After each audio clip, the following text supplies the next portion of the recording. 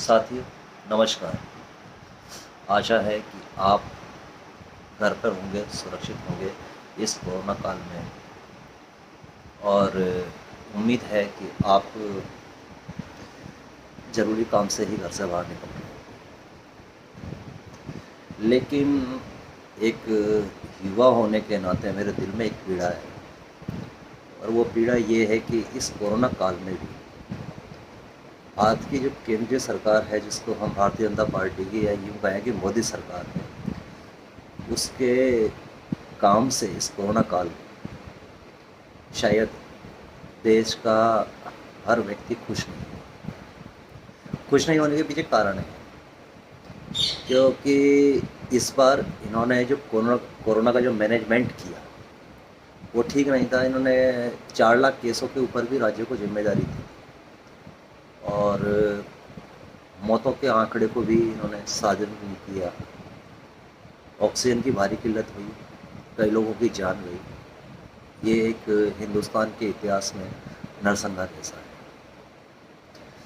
और साथियों, पिछले 2 साल से लगातार देश में कोरोना, 1 साल से लगातार कोरोना है, 2 साल होने वाले हैं, लेकिन अभी भी हमारे देश की सरकार इसको गंभीरता से नहीं ले रही। अभी इन्होंने कोरोना से जिन लोगों की मौत हुई उनको भी 4 लाख देने के लिए मैं असमर्थता जाहिर कर दी। मैं ये पूछता हूँ कि देश में ऐसे हालात क्यों बन रहे हैं। देश में इस समय महंगाई की दर जो रिकॉर्ड था उसको पार कर चुकी है। रिकॉर्ड दर हो गई है, पार हो गई है रिकॉर्ड दर। आप 2014 में जब मनमोहन सिंह की सरकार थी, कांग्रेस की सरकार थी, उस समय पे पेट्रोल के दाम 65 से 70 के बीच में था। आज 103 से लेके 110 रुपये तक पेट्रोल बिक रहा है। जब मनमोहन सिंह की सरकार थी तो डीजल का रेट लगभग 50 रुपये था। आज लगभग स्टक लगाने के पार बैठा हुआ है। खाद्य तेलों की स्थिति आपको मालूम है, जिससे हर आम आदमी का बजट बिगड़ा हुआ है। साथियों, आपको 80 करोड़ परिवारों को राशन देकर मोदी जी ने पहले ही वो कर दिए कि लगभग 65-66% लोग भारत देश में गरीब हुए। ये आंकड़े मेरे नहीं है, ये किसी भी मंत्री के। कोई भी आके और टीवी पे बीजेपी का प्रवक्ता बोलता है 80 करोड़ परिवार को हमने राशन, 80 करोड़ लोगों को हमने राशन दिया है, तो मतलब लगभग 65% आबादी गरीबी रेखा के नीचे या गरीब हो गई है। क्योंकि और इसका सबसे बड़ा जो इफेक्ट पड़ रहा है वो पड़ रहा है मिडिल क्लास के ऊपर। मिडिल क्लास में आप भी आते हैं और हम भी आते हैं, अपर क्लास में हम लोग आते नहीं हैं, अपर क्लास वाले। लेकिन इस लॉकडाउन में हमने एक बात बहुत अच्छी तरह से सीखी और नोटिस करी। मैं कोई पार्टी विशेष के लिए नहीं बोल रहा, मैं किसी उसके लिए नहीं बोल रहा, लेकिन जो श्रेय बीजेपी का कार्यकर्ता लेने की कोशिश कर रहा है या जो कर रहे हैं, हमारे कोटा शहर में शायद कोई भी आमाशा या कोई भी पार्टी का कार्यकर्ता ऐसा नहीं आया जिसने घर घर जाके गरीबों की सेवा की या घर घर किसी गरीब की सुनी।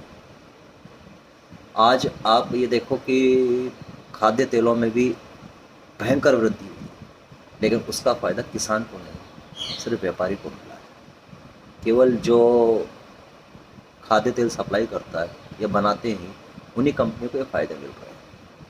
मैं आपसे एक बात पूछता हूँ, क्या हिंदुस्तान में 2014 से पहले हिंदुस्तान नहीं था? कुछ अंधभक्त अभी भी सक्रिय हैं राम मंदिर के नाम पे। खैर, वो आस्था का विषय है, और सिर्फ हम ये मांग कर सकते हैं कि नहीं, आप लोगों को जांच करानी चाहिए। अगर किसी ने गड़बड़ करी है तो उसको सजा मिलनी चाहिए, बीजेपी हो चाहे मंदिर का ट्रस्ट हो, इसमें कोई दोहराई नहीं। लेकिन हाल के जो घटनाक्रम घटित हो रहे हैं उससे आम आदमी का जीना बहुत ज़्यादा दुर्भर हो रहा है। महंगाई इतनी है कि हर आदमी का एक बजट बिगड़ा हुआ है। मैं भी एक मध्यम वर्गीय परिवार से आता हूँ, मैं भी घर चलाता हूँ, मुझे भी समझ में आ रहा है कि महंगाई की मार कितनी बढ़ रही है। और आने वाले समय में आज यही स्थिति है बेरोजगारी का आंकड़ा 45% से ऊपर, आर्थिक मंदी, जीडीपी -7। तो मोदी जी आप देश को कहाँ ले जा रहे हो? आप देश के बारे में कुछ सोचो। आप आते हो, मन की बात करते हो, मन की बात करके चल जाते हो, इससे कोई फर्क नहीं पड़ता। जनता आपका सच समझ चुकी है कि आप सिर्फ धर्म विशेष की राजनीति करने के लिए ही आते हो। जब आपको कुछ नहीं सूझा तो आप हिंदू मुसलमान, पाकिस्तान, चाइना, इनको बीच में जाते हैं। क्या किसी न्यूज़ चैनल पे आज तक ये डिबेट हुई कि हिंदुस्तान में इतनी बेरोजगारी बढ़ने के पीछे कारण क्या है? क्या कोई न्यूज़ चैनल ये डिबेट करने के लिए तैयार है? या कोई ये सवाल का जवाब देने के लिए तैयार है? कोई बीजेपी का प्रवक्ता कि हिंदुस्तान में महंगाई की बढ़ने के पीछे कारण क्या है? 66 दिन, जब 66 दिन, करीब करीब 66 दिन जब बंगाल में चुनाव चला,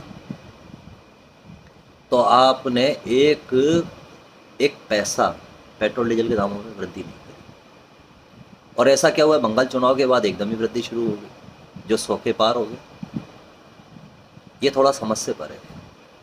अब मैं आपको दो मंत्रियों के बयान बताता हूँ। पहले नरेंद्र सिंह तोमर, जो भारत के कृषि मंत्री हैं, जिनके ऊपर इस जो किसान आंदोलन है उसको कंट्रोल करने की जिम्मेदारी है, वो महोदय का बयान आया कि सरसों का तेल इसलिए महंगा हो रहा है क्योंकि अब मिलावट नहीं हो रही है। अगर मिलावट नहीं हो रही तो 6 साल से आप हमें क्या खिला रहे थे? मिलावट का तेल। मैं 6 साल की बात कर रहा हूँ, मैं आगे की पहले की बात नहीं कर रहा, क्योंकि सबके लिए तो नेहरू जी और कांग्रेस ही जिम्मेदार है। 6 साल आप क्या कर रहे थे?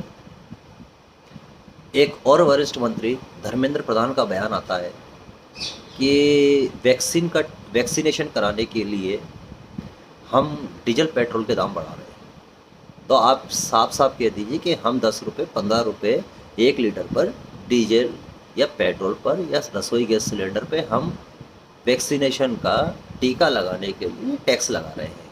हमें कोई आपत्ति नहीं है, हिंदुस्तान के किसी भी व्यक्ति को कोई आपत्ति नहीं होगी साहब, मैं ये बता दूंगा आपको मैं। लेकिन आपसे एक निवेदन है कि आप कम से कम जो डिग्रीधारी हैं, जो डिप्लोमाधारी हैं, उनके रोजगार की व्यवस्था तो करो।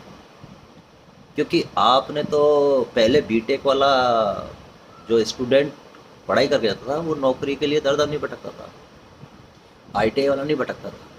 लेकिन आपके शासनकाल में स्थिति ये हो गई है कि बड़ी बड़ी डिग्री होल्डरों को नौकरियां नहीं मिल रही।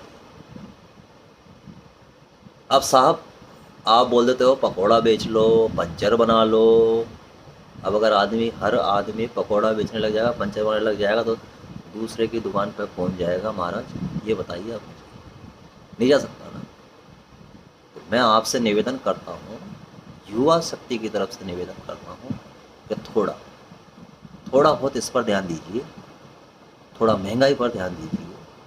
राजनीति का खेल चलता रहेगा, चुनाव आते रहेंगे, जाते रहेंगे, सदियों से परंपरा चल रही है, ये परंपरा निभाती रहेगी। आप स्वस्थ राजनीति करिए, संविधान के दायरे में राजनीति करिए। हर किसी चीज़ के लिए आप नेहरू जी को या कांग्रेस को जिम्मेदारी नहीं ठहरा सकते। और एक बात और, शुद्ध अंधभक्तों के लिए विशेष बात, आप लोगों की गलतफहमी निकाल दूँ, हिंदुस्तान को आज़ाद हुए अभी 75 वर्ष पूरे नहीं हुए, जिसमें से 7 साल आपके मोदी जी ने राज कर लिया, 6 साल अटल बिहारी वाजपेयी की सरकार रही, मोरारजी देसाई, एच डी देवगौड़ा, गुजराल साहब, वीपी सिंह, चंद्रशेखर, ये सभी प्रधानमंत्री रहे।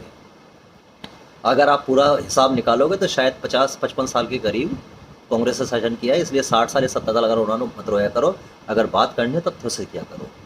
मैं इसी बात को बोलकर और मोदी जी से एक बार फिर आग्रह करूँगा कि उन बेरोजगारों पर ध्यान दो, नहीं तो वो कोई क्राइम के रास्ते पे या कोई अपनी जीवन लीला समाप्त करने के काम कर की नौबत आ रही है।